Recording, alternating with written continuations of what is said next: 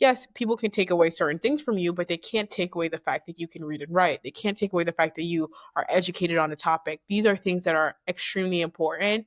And a baseline of those is very, very important. So I would say for any young person, devote yourself to your education, go from there, because I think it really starts from a strong foundation of having a good education and also the ability to see other perspectives. That was this week's guest, Alliyah Logan. Alliyah works in advocacy and is a recent college grad. She's the founder of Cultivate Global Education, an advocacy organization fighting for the rights of girls and a more equitable education system globally. She also consults for UNICEF on the same issues, and she's the youngest consultant of the organization ever. She's been recognized by Forbes as a 30 under 30 for her work, and she's been recognized by countless other organizations, including Girl Up, the Shorty Awards, and more. In our conversation, Alliyah and I discussed education, access, and making her voice heard in spaces that don't typically open up for young people. As Alliyah is embarking on her next chapter, it was fun to reflect with her on her journey thus far and what she believes is setting Gen Z apart. I'm Kyle Cusimore, and this is I Don't Know About You.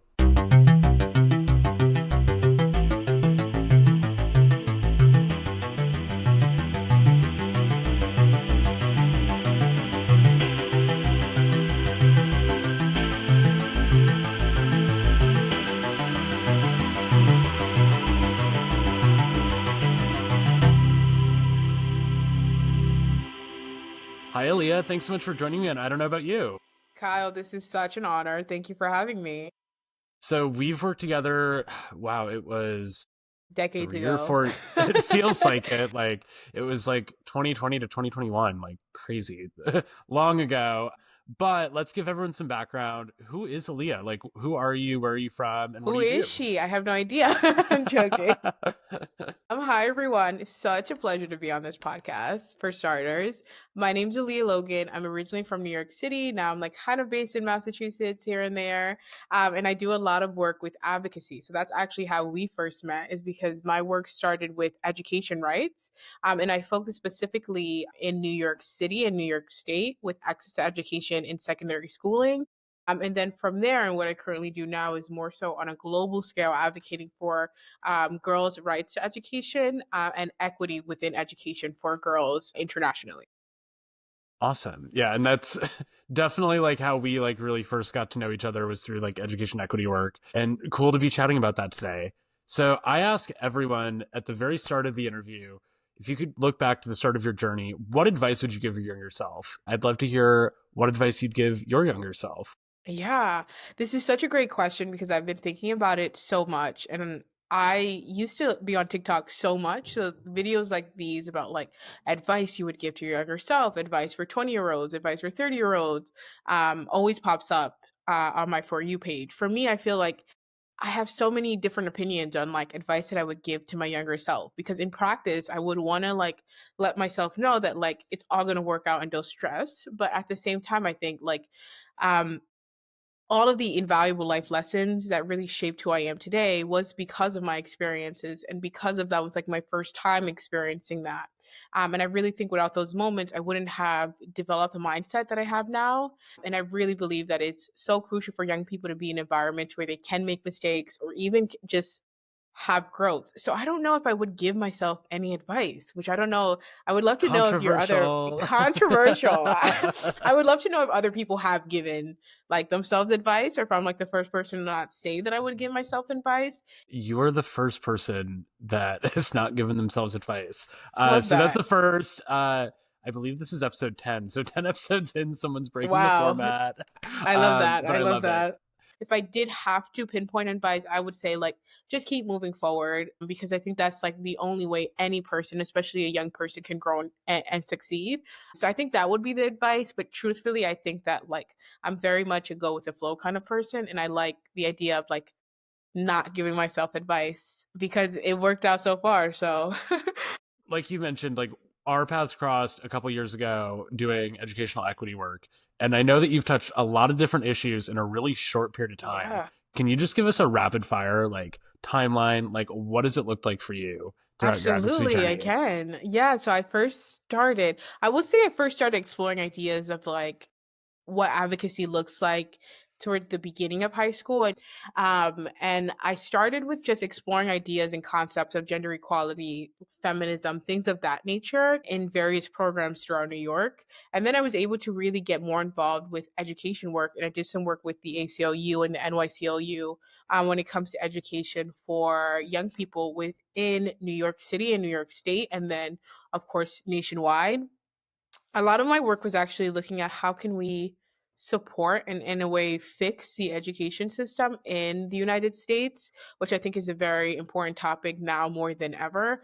And we met at a time many years ago, COVID-19. Oh my gosh. I think we technically met like a month or two before, which Before, is oh also just wow, like, we're pre-COVID.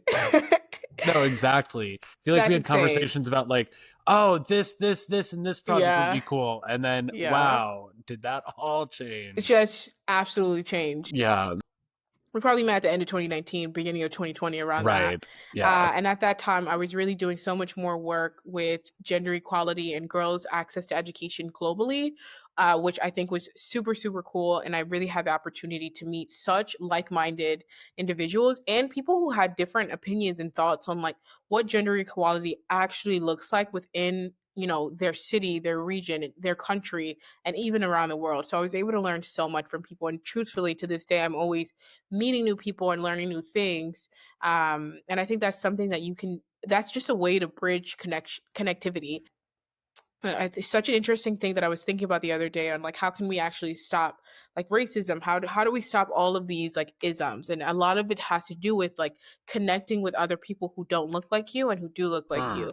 And I think that was something that was so important throughout my work, is to always meet people where they're at, hear their perspectives, and have conversations, because ultimately that has really kept me going, and it has educated me so much more than any statistic or any textbook could ever have.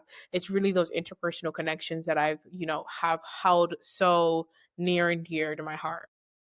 For sure. Cause it's like the fight for like women's rights in New York means something completely different than it might in San Francisco, which it might look different Absolutely. than Yeah. in Chicago, And then so if on you and put so that on forth. like an international scale, it looks completely different, even within the same country, as you For mentioned. sure. Yeah. Did you have any idea like you'd be sitting in this space and having these conversations like before you even like started on this path? That's a good, I don't know. I think for me, I was so like trust the process. And I still am always like that. So I don't know if I would have imagined it, but I have never expected like less for myself or imagined me doing something small. I always imagine my impact or the work that I'm doing or the education I'm receiving to have a large impact on my life personally. So I always imagined or believed in myself in those instances, but I don't know if I thought of this specific like path. I just knew that whatever path I took, it would be the right one for me. For sure. How do you think growing up in New York, New York City, how do you think it shaped who you are as a person? I think it shaped me in such a great way, because I think New York City, like everyone wants to move to New York. And that is something that I like relatively forget like all the time when I'm walking in New York, is that like, oh my gosh, like there's tourists who want to come to New York City. There are people throughout the United States who want to move to New York, people outside of America who want to move to New York. I always forget that because I think it was so normal for me to just be in New York City and call New York City my home. And I think one of the things that I love about New York is like you can always experience something new, and there's always a new restaurant, there's always a new activity, there's always something new to do. So it always kept me on my feet when it comes to like curiosity and like creativity, because it was always something that I could do at any age. Like if you're bored in New Yeah. York, if you're bored Yeah. in New York, like that's on you. That's on you, you That is know? literally on you. It's like how could you possibly be bored? There's literally so many things to do and so many people to meet, because there's, I think every industry probably has a headquarters in New York City, just because it's like the hub of like success and greatness. It's New York. But I Yeah, do think that like it really changed my worldview, because I was exposed to so many different cultures and so many different perspectives at a young age. And that really taught me to value not only diversity, but just value humans and value what individuals and what people as a community can bring to different issues, but also to just everyday things that we do. Growing up in New York City, I genuinely wouldn't change it for the world. Sometimes I'm like, low key, I want to switch places with you, Kyle, and I wish I was like raised on the West Coast, that would be like 10 times funner because I feel like I would be in the sun like 24/7. But at the same time, it's like New York is New York, and I genuinely wouldn't change any of my past or like history growing up there. No, for sure. And actually, I wasn't like raised on the West Coast. I don't know if you Where knew were that. you raised? I was raised in Iowa, like I did not know complete that. different. But I'm like so the funny fake for just figuring this out. Wow, this is so bad. Can we cut this? no. No, but like I think what's like funny about that is like my dream before moving to California, I wanted to move to New York. Like I was Wow. like, this is like the lifestyle for me. Like it Yeah. just seems like the place. Yeah. And I love New York, but like New York is probably not the place for me. Just like Fair. It's not the place for me anymore either. It's a sad truth. no, for sure. But like, I mean, California welcomes you anytime. I'll be there. I'll see you. What do you think some of those first defining moments in your path? You mentioned like getting exposed to diversity and like, lots of different ways of thinking, different types of people from different cultures. What do you think some of those first defining moments around that looked like in New York? I don't know if I can pinpoint a specific moment, but I think it was just a collection of ideas where it was me meeting so many different people, so many different types of people. And I didn't even realize, I'm going to give you a short story time. Like in college now, I'm taking a few like Jewish studies courses, and I recently took a class in Jewish feminism. Super interesting, really insightful course. And we were talking about like different Jewish like women, that have impacted, US history, and one of those was Bella Abzug. And I had the chance to actually do a like a program or a leadership centered program like way back when I was younger. I think at the beginning of high school, I did that, and it was actually her daughter that ran the Bella Abzug Leadership Wow. Institute. So it was just such an interesting like connection of things where it's like I've experienced so much and I've been exposed to so many different religions and cultures and values that have really shaped how I function as a person. And it really makes me, you know, appreciate different cultures and appreciate different ways of solving issues, especially. And now, even looking at my work now, I think I've learned and have so much appreciation and deep respect for people who advocate for various issues, whether it's in their own backyards or on an international scale, just because of the fact that they're doing it using their identity, using the things that they've experienced. And I've learned so much from interpersonal conversations. When you were like getting started in advocacy, activism, all the different things, how did you really gain the confidence to speak up and be taken seriously in these spaces, especially when, there's a lot of adults or policymakers or whatever, XYZ in the room? How did you really gain the confidence to take up space in those rooms? Yeah, great point. And a great question because I think that this is something that I still think about now is like confidence and how you actually like how do you show up in spaces um regardless of who's in the room, regardless of your education background, like regardless of anything, how do you show up? And that is something that I have thought about a lot, especially in reflection to my time when I was younger. And I think that I didn't necessarily have the most confidence as I do now, but I don't necessarily think that's an issue. I think that in life, as you grow, you really become a better person through interpersonal conversations, through lessons you learn, through just gaining maturity, even having your frontal like lobe, like having your brain No, developed. yeah. These all of these things add up to who you are as a person. And one of like my favorite quotes, it's essentially saying that like don't you understand that everything that you've become and everything you will become was always already inside of you? So, and I think that's something that's so important to me is that even when I was 16 or younger, maybe I didn't have the mentality or the skills that I do now, but that doesn't mean that I was two different people. I'm like every age. I'm like 21, I'm 20, I'm 19. Like all of those ages combined really make me who I am today. But I will say though, I think it's interesting, like the term like being taken seriously in spaces, because I think that like for so much of my work and even what I see now with youth activism and young people engaging in spaces and advocacy spaces, it's the idea of like wanting to be taken seriously and then unfortunately not be taken seriously, whether it's because you don't have a degree or it's because you don't have like the work experience. So it's interesting because if there is really this effort and push on youth advocacy and advocacy efforts, there should also be a change on like what is considered like expertise and who is considered as an expert, and even ideas on what professionalism is important, of course, to have a baseline understanding of what professionalism is across the board, but having an understanding that young people may not have those exact experiences or those exact degrees because we're young. And I think it really took me leaving certain spaces and entering new spaces to be able to have, the autonomy to speak up, or the feeling of confidence that I could speak up. And I think it's also important to have spaces where adults in the room, or people who are older than me, who have, 10 years or 20 years more experience than me. I have so much deep respect and admiration to them, because they come to this issue with such a different perspective.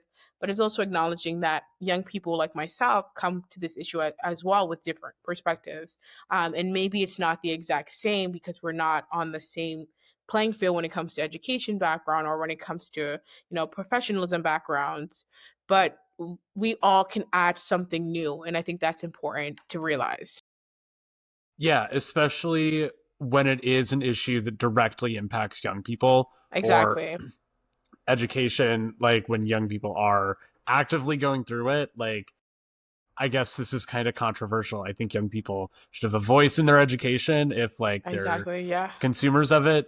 Every other industry believes that, but education's a little different, I guess. Yeah. Uh, anyway, could go on a tangent on that, and I'm sure that we could talk We forever on can. that. We But absolutely can.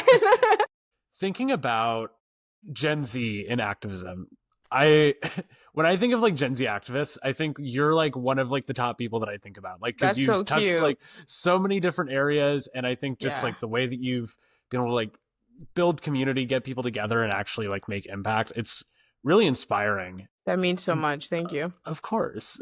um, but when you think about like our generation and the way that we've approached activism and caring about these issues and voicing, you know, things are wrong and we need to fix it, how would you characterize like Gen Z's approach to activism and showing up for issues? Yeah, I think we have an interesting approach because of the usage of social media. I think it's easier now to reach people than we did before. And also think that with social media, there's always the pros and cons of using social media. It's easier to like spread propaganda and like fake news and fake information, but then it's also easier to reach and access people. So there's like two sides of like, or two sides of a wider spectrum on like if social media usage is actually like productive when it comes to advocacy efforts. But I will say, I think, in comparison to previous generations, or even in comparison to Gen Z's approach within itself, I think that like I would characterize it as a group of people that have a lot of energy, which I appreciate so much. That so many young people are dedicated to issues, they care about issues, they're informed. I think that's something that is so important. And for me, regardless of your political identity, it's so much more important that people have the facts, they're engaged, they're really wanting to, be active within their communities and making their community and the world a better place. Of course, maybe, young people might disagree with different approaches, but it is important to really have people engage. I will say, though, I think one of the maybe the negatives of the characterizations of my generation's approach is that I think there is like an assumption that every single person who is Gen Z, or every single person in the generation, is like a liberal, and it's like they're voting Mm. Democrats and they're voting down the ballot blue. Like, this is not something that we're not monolithic. Like, I think there's so many different perspectives. There's so many different, political views within our generation. And it's actually harmful to assume that Gen Z will, one, solve everything, and two, we all think the same way. I think generations do think differently when it comes to like raising children and whether or not you should hit your kids and stuff like that. But like I think for the most part is we think all things so differently, and we have this profound access to social media and even technology, and now AI technology, that we haven't had in the past and previous generations haven't had. So I would really characterize Gen Z as people who are active, who are ready to make change and continuing to make change. And it's so interesting to like, I wish I could like answer this question as my 16-year-old self and then like look at the differences, because Compare, now yeah. as we're getting older, so many things are changing. Gen Z is like in the workforce now. Majority of us will be in the workforce in the upcoming years. So it's interesting to see the ways that like now that we're there, how can we actually like live up to the expectations that we were advocating for while we were in high school or in middle school, and during those time periods. I think what you were saying about like Gen Z isn't a monolith really resonates. And I think definitely years ago, it was assumed like, oh, Gen Z is going to just all vote blue.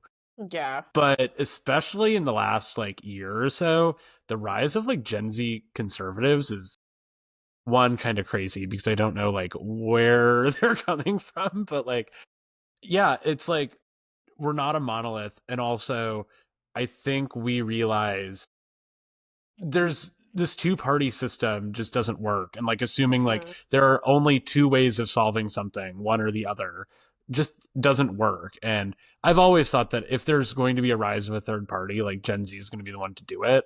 That's I hope. interesting.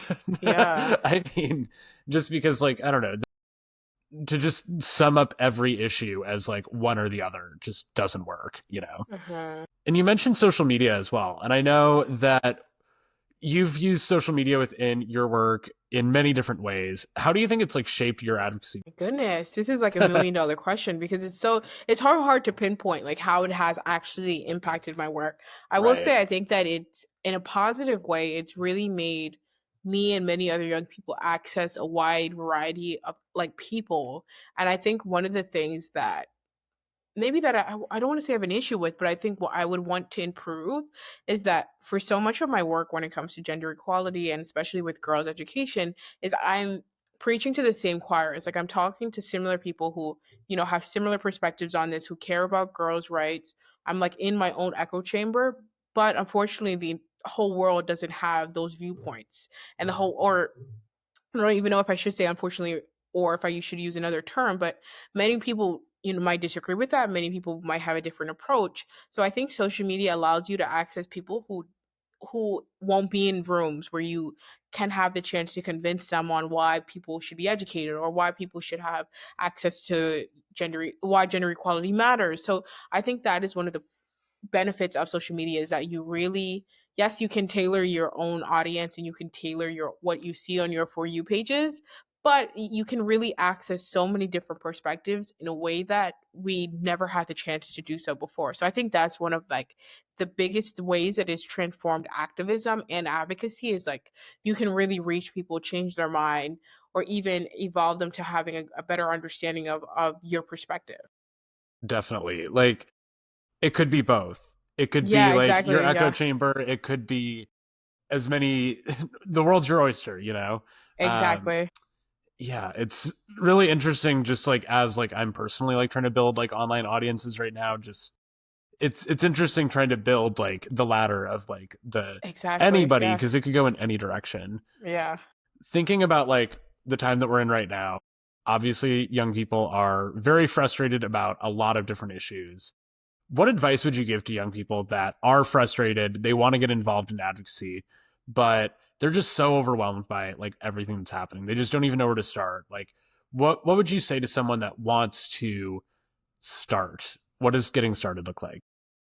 I think getting started is means like getting educated and continuing to devote yourself to educating yourself. And I think that's something that is so important and throughout history education has always been something that has been politicized and is also the ability to be taken away from people. So I think for any young person when they're frustrated, when they want to get involved in advocacy efforts, whatever means that they want to take, I think the first and most important step is to make sure that you're educated on things in general, and then you're educated on the issue that you want to be advocating for or the different issues that you want to be advocating for, because I think that's something that is so important. Like, yes, people can take away certain things from you, but they can't take away the fact that you can read and write. They can't take away the fact that you are educated on a topic. These are things that are extremely important. And a baseline of those is very, very important. So I would say for any young person, devote yourself to your education, really make sure that you're like devoted to that, and then go from there. Because I think it really starts from a strong foundation of having a good education and also the ability to see other perspectives, because that is very important. And I think it's so hard to not be frustrated right now. I think we're in such a challenging time. Yeah. And it's like I think for me, and I don't know about you, Kyle, I feel like it's hard for me to even put words together. Like I'm struggling now to even like put a sentence together to really capture like where we are at in a time, not only like in the United States, but as looking at the world and looking at different society, and as our society, what are we doing? So it's hard to not be frustrated. And I think there's so much beauty in youth advocacy because I think you see all of the positives, but the negative is that like many people are actually being impacted by these issues and they are still waking up every day and advocating for it. So it's so difficult to say like you shouldn't be frustrated, you should focus on this, you should focus on that, when it's like everyone is frustrated. You have like the right to be frustrated, but it is so important to make sure that you're educated and make sure you're educated on your issue first, because I think that's the most powerful and important first step. Yeah. Also thinking about, so we record these episodes like several weeks before they get released. This one's going to be Love. coming out in like late Oh, May. I don't even know no what the way. world is going to look like Oh then. my gosh. Like, May, I hope nothing crazy happens. I hope we can just enjoy our little summer. I hope that I it'll be don't think so, though. quiet. I don't think so. I'm going to be honest, but Yeah, we'll one can see. hope. One You can all, dream. one can dream, you know. You also mentioned like on the issue, like if you are able to like read and write and like fully understand this issue, no one can take that away from you. And I couldn't help but draw the parallel from that and like civic education, like knowing about like all your Exactly. issues, Yeah. to also just like why you probably care about education in general, like as like an issue area. Maybe like walk me through like how did like the passion for like education equity like really start? Yeah, I think for me, it was just this like fire inside me that wanted to say, like, how can we solve these issues in a different way? Because the way that we're going about it may not be the best method. And I think, especially on an international scale, looking at the investments within education in comparison to, a country's investment in education in comparison to their investment in other industries and other areas, I see a common phenomenon where it's like, if there are investments in education, they're either subpar or they're not really promoting what it could be promoting when it comes to education, whether that's like girls' leadership programming or ensuring that young people have access to resources or solving issues when it comes to figuring out why are young people not in schools. So for me, what really sparked my interest for education advocacy was the idea of wanting to think differently and wanting to reimagine education as a whole, where it was more of an interactive, or maybe an interactive dialogue between teachers and students and parents to figure out what works best for their student, what works best for their community, and what works best for their country. Because I think that so much of our history and the world's history with education has been thought of differently. And of course, there are other countries out there who maybe are doing, an excellent job when it comes to education and educating their young people. And then there's other countries that aren't doing the best of job. So it's like figuring out how can I or even other people convince elected officials, convince politicians to think differently when it comes to education. And I think that really sparked my interest in it because it was like, why aren't we thinking about like a student's best interest when it comes to education policies? Wouldn't like that be the first thing you think of? It's like, what Yeah. would a student want?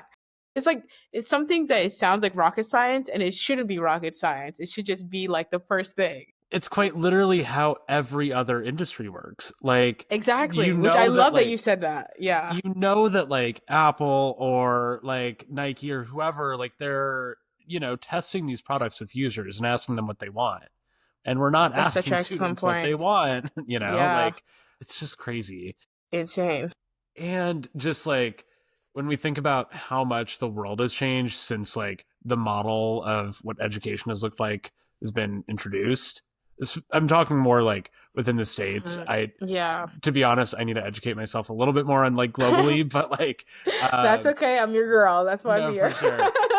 But like, we're just not preparing students for like a world that really exists anymore. Like Exactly. when we think about just like how the model for school right now is like kind of based around like working in factories and like that kind of like bell system, like it just like doesn't resonate anymore. It And it's not, doesn't at yeah, all.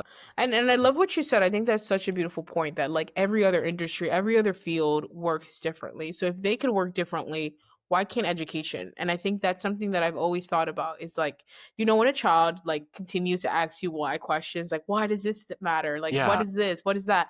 That's sort of, my thought process when it comes to education is like, why do we do it like this? Why, like, how can we improve this? A lot of why questions, because I feel like when I'm asking why questions, that always promotes like people to think differently. And something that I thought was so effective, throughout my work is I always ask people, regardless of their age or, if they're stakeholders, if they're philanthropists, whatever they are, I always ask them what would they have changed about their education, because then it like sort of levels the playing field, and I'm not talking to someone who has power at this company or in this industry, but Yeah. I'm talking to another student. And I think that is something that is so important, is changing our mindset when it comes to education and seeing education as not something where is between the ages of, or grades of K through 12, but education is something that's a lifelong journey, and you're always learning, and you're always a student, and you're always an educator, which I think is so, so important. And I wish I could snap my fingers and like have more people's eyes to this concept and this idea, but maybe one day I can. We'll see. One day, fingers crossed. Yeah. Because I mean, like, I think career education is also just such a powerful tool. Like, especially like Exactly. as I've entered the workforce, like I've taken like many different types of training also, whether it's like a course format, an online like asynchronous course, like a community based thing. Like there's so many ways that it could look that just aren't sit in front of a lecture. Exactly. Yeah. I'm sure there are many, but thinking about different like journeys and milestones throughout your advocacy career at this point, uh, Yeah. what do you think some of the challenges have been, and like how do you push through those challenges? Yeah. I think the biggest challenges maybe have been people who were interacting in spaces where people are not really understanding or open to the idea of a young person making decisions or a young person being considered an expert. And I think that's most challenging because it is like talking into a void where it's like you're not actually being listened to. And I think another aspect of that is like talking to people where it's like they say that they support young people, or they say they want to advocate for education, but then they don't listen to young people. So it's like young people are speaking to them maybe for photo ops, or maybe to just say they Mm. spoke to young people, and they're not really changing their approach when it comes to whatever advocacy issue that young person is advocating for. So I think those two might be the most difficult, or biggest challenges itself, is like how can you move people to think differently. And it's not about convincing people to like have the same opinions as you, but how do you convince people to think creatively? How can you reimagine education? How can you convince people to, you know, think about this in a different way than they typically would, because the world is changing? I think, like you said before, I think it's something that's so beautiful that every other industry does it differently. Why can't we? How can we convince people to change the way that they think when it comes to education, and even when it comes to youth advocacy, where we're acknowledging the fact that the world is changing and we should be evolving and changing with it? When you think also about early on within your path in advocacy, who are some of your early mentors or role models?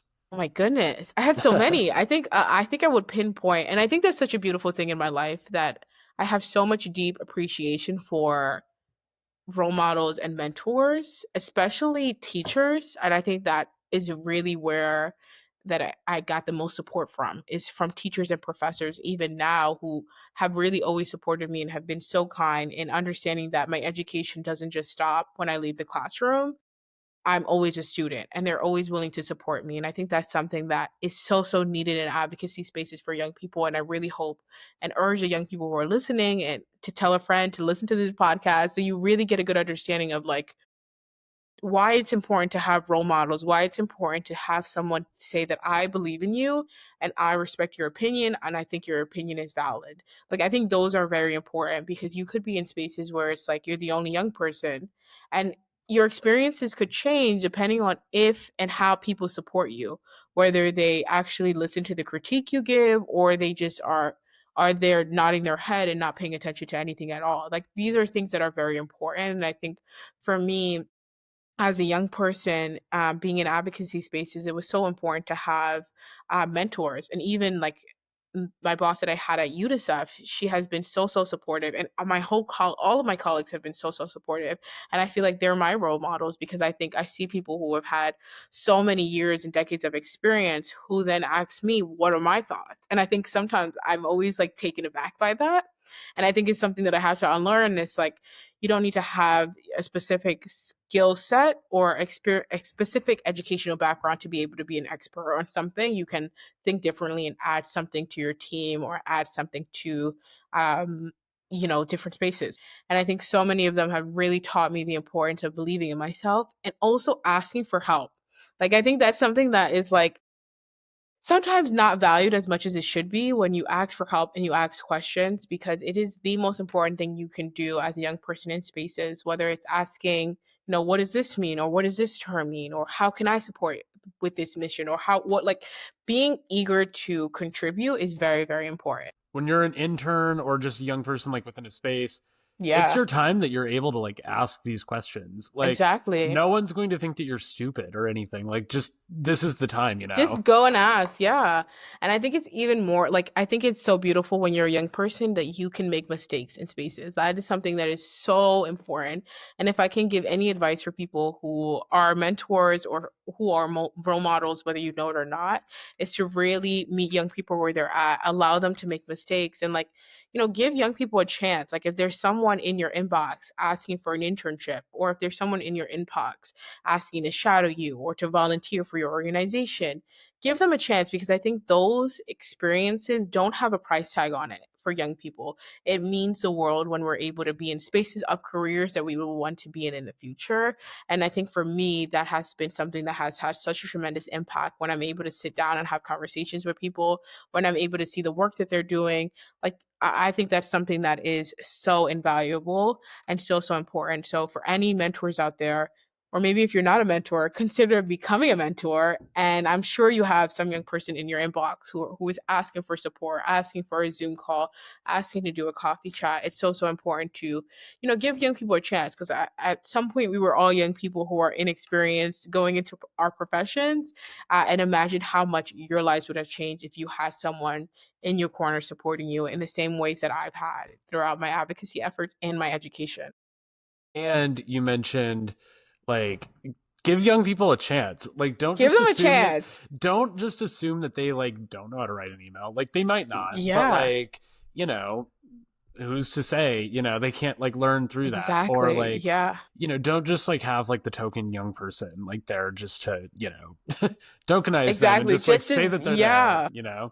Like I've seen that so many times where, and it's even just in like the questions that you ask. And I guess this doesn't even just apply to young people. It's like anyone that you're getting feedback from or trying to get their voice involved. Like when you ask like really leading questions, and I see it a lot with young people focus groups, when you ask these leading questions that are just like, well, do you like it? When you have a group of young people, like especially, like they're just gonna say, yeah, I don't know, like, sure, Yeah. it's good, I guess. I don't have anything to compare it to. I've seen that like so many times, and I think when people like start treating young people just like peers, it just empowers them so much more. Exactly. And it's really figuring out how, as a society, how can we change and evolve? I think like we're at a point, especially with Gen Z and now future generations, where young people are getting involved at younger ages when it comes to advocacy efforts. They're really eager to be in professional spaces. They're eager to go to college. Like this eagerness is like there. So how can we as a society shape the way we work and reframe how we look at expertise in young people in a way that is positive to their development and their growth? For sure. I'm going to shift gears just a little bit. So Let's you do it. mentioned that some of like the role models that you've had throughout your journey have been the Yeah, people that you've worked with at UNICEF. We just absolutely. completely jumped over that. So we're going to circle back.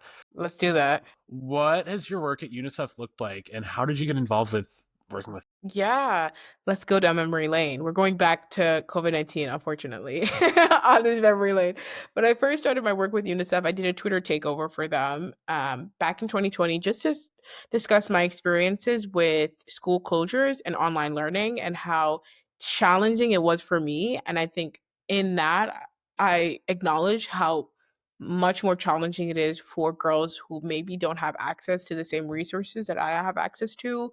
Maybe they don't even have access to homes, whatever the case may be. That is something that I, really acknowledge within, my Twitter takeover, and like the reality of this and how hard it will hit girls, especially. So my work with UNICEF has been really exciting. I was able to attend a few different conferences, like the UNICEF Inachanti Leading Minds Conference, which is so fantastic, in Florence, Italy.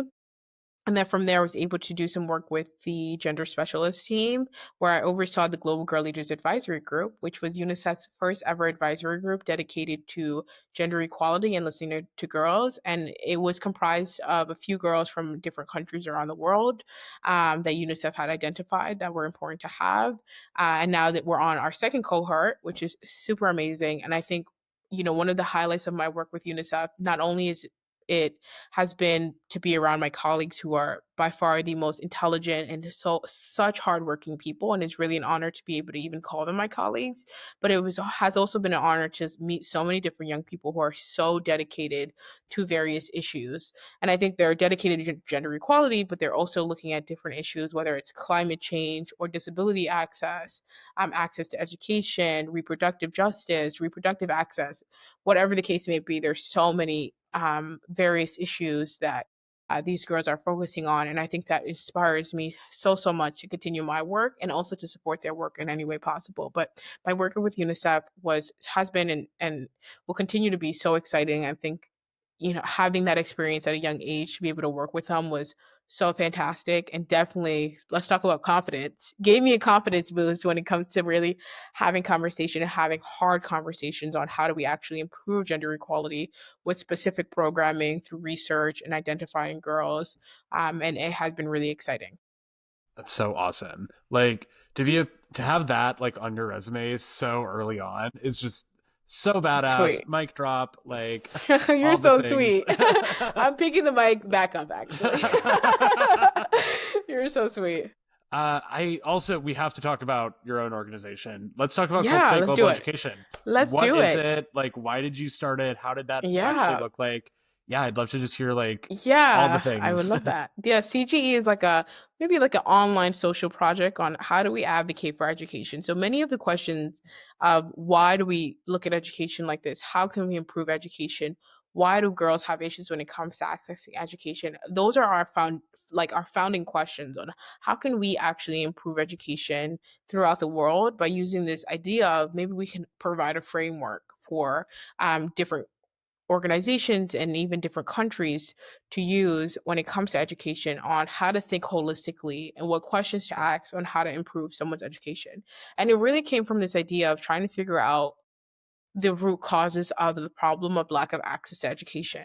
So I think for me, some of the things that I've identified is the cycle of poverty has a big impact on education. When young people are impacted by poverty, they may be less likely to continue schools. And when they even have basic access to education, like basic primary school education, that can interrupt the cycle of poverty by so much, by a high percentage. So I think Cultivate Global Education essentially came from a place on saying, how can we change the way we view education, and how can we support advocacy efforts that are already being done by asking the questions on like what can we improve. And I think our work so far has really been, having conversations with people in different sectors, whether it's philanthropists or stakeholders, whether it's people from country offices around the world, on ways to improve education and even ways to invest in education. And I think so much of my work with Cultivate Global Education and with UNICEF has crossed, which has been so perfect. I think a lot of the things that I've been advocating for is investment in education, and specifically investment in girls programming when it comes to ensuring that if there are programming, is girls centered, to ensure that girls have access to education but also have access to after school resources, which is very important. And I think something that I would love to explore is figuring out how to invest in architecture, and invest in roads, especially because many of the issues that for young girls living in rural areas is that they don't have safe transportation to and from schools. So, yes, maybe their school is built, they have access to an education, like a physical building is But the there. access to it, Like, yeah, Exactly. It's something that's difficult. And I will never forget this. The Girl Up Leadership campaign actually did a great project, and I believe it was in Guatemala, where they did a bike back system where they purchased bikes so that young girls could get to and from schools, and that also promoted their just autonomy when it came to accessing healthcare and accessing different spaces, because now they had a safe method to and from schools, and they could also go in other to other places as well. So many times it's really important for young girls to have access to transportation to or from schools and to different areas, and giving them that autonomy is very important. And even when you're looking at climate change, if girls are responsible for fetching water, if they're living in a rural area and they don't have access to water that's close to them, if they're responsible for that, they're now traveling longer distances where they could be susceptible to dehydration or even gender-based violence. So there's so many different intersections when it comes to gender equality and education, that on the surface you might not, or the average person might not make those connections, but it's important that there are people in the room like myself and many other people who have identified what is preventing girls from having an education. Like I mentioned a few, when it comes to roads not being built, or access to water closer to them so they aren't fetching water for further distances, and even preventing gender-based violence and child marriage are all important. And stopping the cycle of poverty is one of the things that is most important as well when it comes to making sure that people have access to education. And for it's very sure. sad. I think that one of the things that are super sad is like there's some people out there that would rather be married off at a young age because that they know that they have financial stability Hmm. because they have a husband and because they have some sort of source of income coming in, rather than continuing school. So that just shows you, when you have conversations with people to figure out what is the issue and how can we solve it, when you have those conversations, you're really able to look at any issue in a holistic way, especially with education. And you see also just how it all fits together. Like, you see Exactly. how, like you mentioned, how climate comes together with education, comes together with women's rights, comes together with like all the different things. It all is Absolutely. intertwined and Yeah, and I think one of the beautiful things about, gender equality specifically is that there's so many different organizations that is in a way inherently solving gender equality. Like for example, the World Bank, if they're giving out grants to people, especially to women to start businesses or to support their projects, that's in a way preventing the cycle of poverty, which is then promoting access to education. So it's this weird like trickle effect that I think even for myself, sometimes it's hard to identify all the ways that it works, but it's beautiful to see that there's so many different ways to advocate for various issues through different outlets and by solving different things. It's very important to support human rights and access to human rights globally, and with the sustainable development goals of 2030, which by the way, I can't believe we're almost in 2030. That crazy. sounds insane, but with the sustainable development goals, like these are important things to promote for every single human being, and it's something that I think that gives me so much hope, for the future of the world, is that we have people who genuinely care so deeply about so many different issues, and they're using different means and outlets to be able to do so. For sure. When you think about all of these different issues and all the different areas that you're dividing your focus, how do you think about measuring your impact, like with the It's work? a good one. I have to give you a short story time. I did a really exciting panel with the European Union Institute, and they're like a college based or a university based in Florence. I had the chance to go and talk to them about the importance of having young people, specifically girls, in decision makings. And a lot of what I was discussing was the events in Afghanistan and how girls have been impacted by decisions that they will never be a part of and they never make, and how important it is to engage with women and specifically with young girls when making decision making like that will impact an entire country in that way. And one of the questions that someone asked was, how do you measure your impact? And I don't know. I genuinely, I've been thinking about it since then and tinkering on it. And I don't know how I would measure it, because I think that is something that it's so interpersonal for me. I think the work that I do is really about making sure people feel inspired and confident, and feel like they can solve other issues. But it's also about the stats of like how many people you've impacted and how many people have you changed their mind on this issue. How many dollars have you gotten invested in this area? But I think for me, it's really hard to measure the impact in general, because it's so hard to see the short-term goals contribute to a long-term idea of promoting a better world.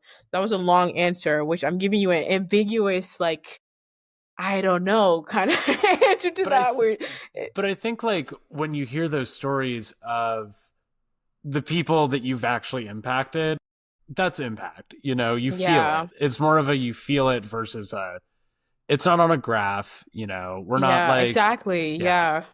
no, for sure. When you think about like the work right now, what are the biggest priorities? What are the biggest focuses of yours right now? Like if you had to pick Yeah, like one thing.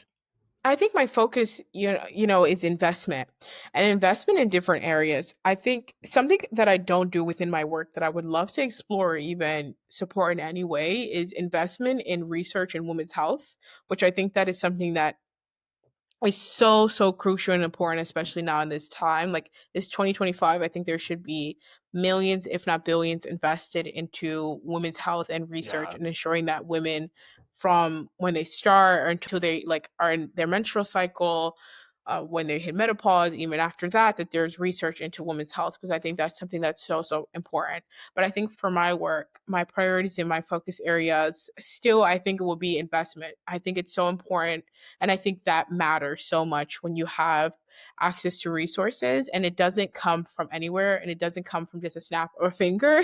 It comes from investments within education and investments within resources for young people and specifically young girls. So I think that's something that's super important is how can you convince philanthropists, stakeholders, world leaders especially to make those hard decisions, and I use quotation marks for those who are not Yeah. watching this video.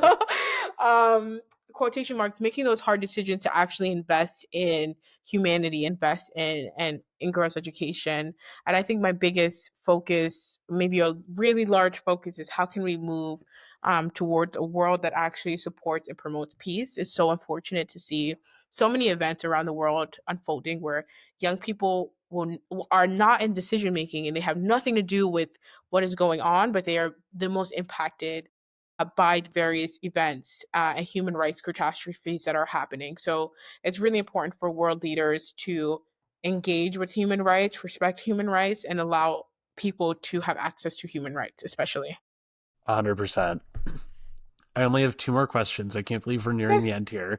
I'm very But sad. given everything that's happening in the world right now, even like just stuff happening in the States, I mean, you have the unique perspective of you touch everything globally, Yeah. as well as right here at home. But what keeps you hopeful given everything that's happening? Such a great question. What keeps me hopeful is actually the international community. And I think that so many issues that maybe are we're being impacted by in the United States is not foreign ideas. Like this is not something that we're just experiencing on our own. For so many parts of history and for so many people apart around the world and even now, they've experienced similar challenges and have overcame it in different ways through organizing, through engaging with people. And I think that is something that is so beautiful to me.